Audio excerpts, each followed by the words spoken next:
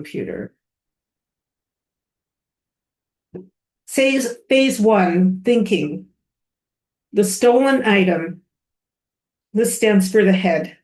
In the teaching, in the Zohar, Rabbi Chia speaks a truth but does not name its source. This creates a state of gezel, robbery. Until we acknowledge where our wisdom comes from, it remains an alien object in our psyche. So we're going to do a somatic scan. Bring to mind a piece of wisdom, something that you know but don't yet feel. Okay, so something I know but I don't yet feel. So maybe that would be something that's kind of a new idea, or something that you learned, but you haven't just integrated it yet. And while you're using your thinking mind to look for something that you know, but you don't feel it yet, you can use your breath to anchor you. And I'm searching for something that I know, but I don't feel yet.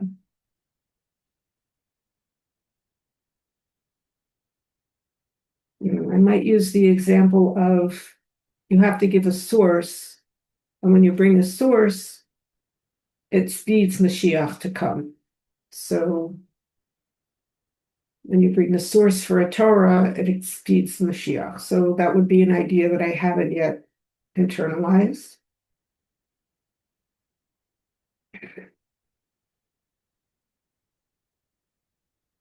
So we're just scanning thoughts. And since we're talking about the thoughts, notice any tension in your temples, your forehead, your jaw. This is the weight of carrying a report. And if you like, you can do a little tapping. I'm carrying a report. I need to make sure that I cite who said it.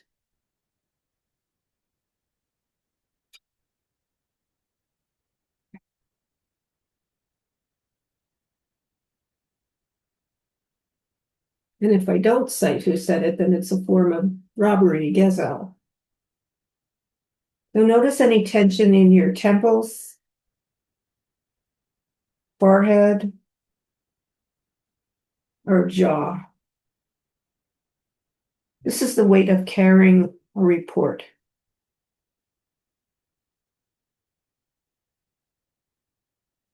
This is thinking. Recognize this as sort of a manager. It feels like you are a messenger holding a sealed envelope. If you speak from here, there's a subtle contraction in the body, maybe fear of being found out as an imposter. Oh, yes. Perhaps then you prepared a Devar Torah for someone, or for Purim, or preparing a Devar Torah for Pesach, or Shabbat. And as you're preparing, you want to make sure that you get it right, but you're afraid that you won't get it all right. And a part says, you're an imposter. You are robbing the poor because you are taking credit for light that hasn't reached your heart yet.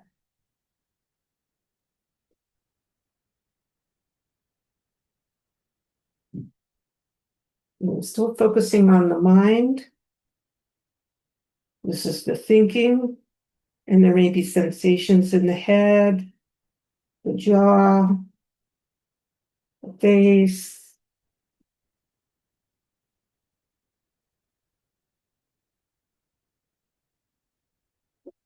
And you can do this practice when you're preparing something to give over to someone else.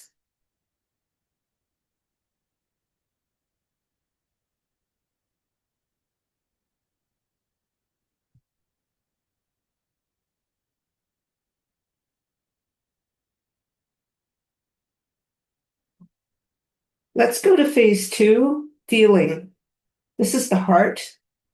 And when we bring it into the heart, this is like a shift, like a chemical a chemical change. The Rebbe explains that the path to ownership is toil, amal, the labor to understanding the internal logic. This labor is what transforms his Torah, in other words, somebody else's Torah, into your Torah, internalized. Let's notice a shift. Breathe that cold mental information down into your chest and into your solar plexus. Okay, I understood, for example, that we learn that when you bring down the sources, it brings geula.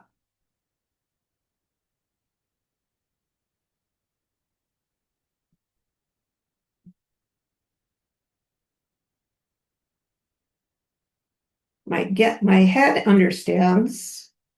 I'm not sure about my emotions. Don't just repeat the rule. Ask the part of you that holds it. How do I see this truth in myself? And I'm tapping on my chest, around my heart.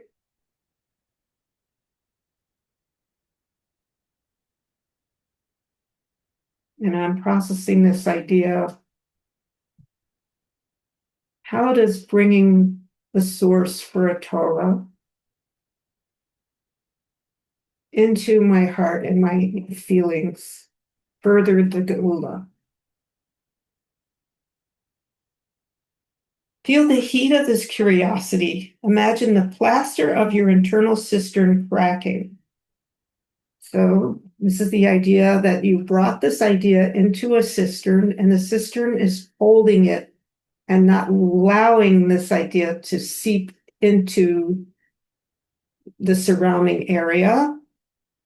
And that's the first level, the thinking level. And here, the coating is cracking. The plaster is cracking. As you toil to understand the why of the wisdom, the information begins to warm up.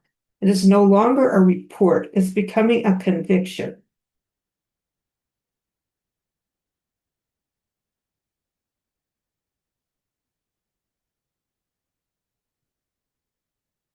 Conviction.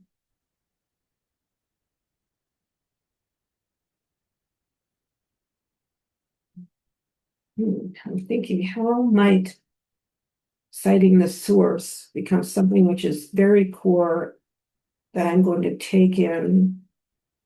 Well, if I provide the source, then it's not about me. And I don't have to take on for my ego or for my understanding.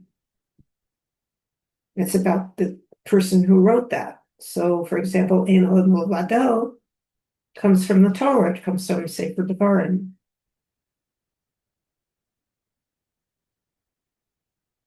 I didn't create it. The Shema comes from Sefer Devarim. But when I say it, I have to feel it, I have to experience it.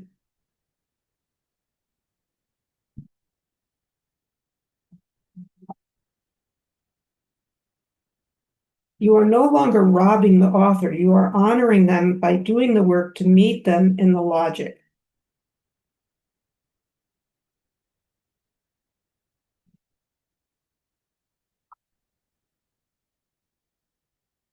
And the next step, phase 3, this is the redemption, the gut and the limbs, taking into practice. Citing a source brings redemption because it returns a thing to its essential root. When you toil until you own the logic, you redeem the wisdom from its exile in your mind and return it to its true home, your lived essence. Oh, yeah. So I'm going to shift my hand over to the gut and maybe even tapping my legs. Let the internalized truth sink into your gut, your hips, and your feet. Take this into action. Internalizing this wisdom of the Torah, returns it to its essential root, redeem it, because it was in my mind, and then it went into my heart, and it was going into my action.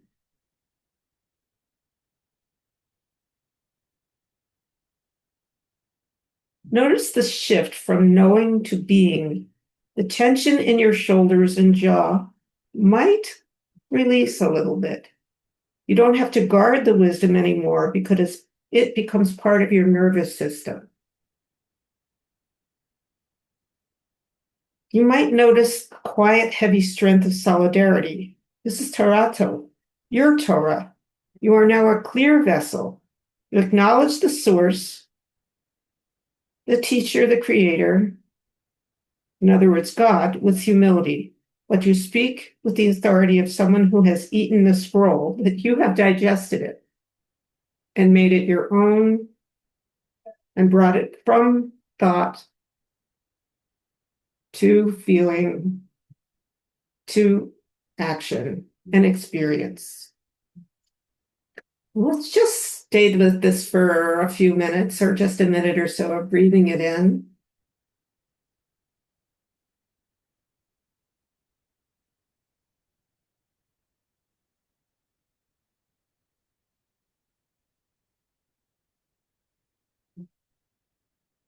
So this is no longer something which is just a cognitive thinking thing.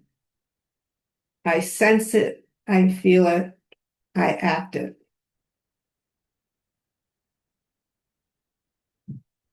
And in the final state, a channel for the world, sit or stand in this redeemed state. By doing the work to internalize the logic, you have brought Geula. So this is bringing a little bit of light of Geula in. You have redeemed this thought, this thinking. You've taken a spark of light out of the exile of mere information and brought it into the redemption of active human expression. The integrated feeling. You are humble enough to cite the source, but confident enough to speak as an owner. You are like the moon that has worked hard to reflect the sun perfectly. And when you're ready, we can exit this practice. Thank you for joining me. I'm going to stop the recording.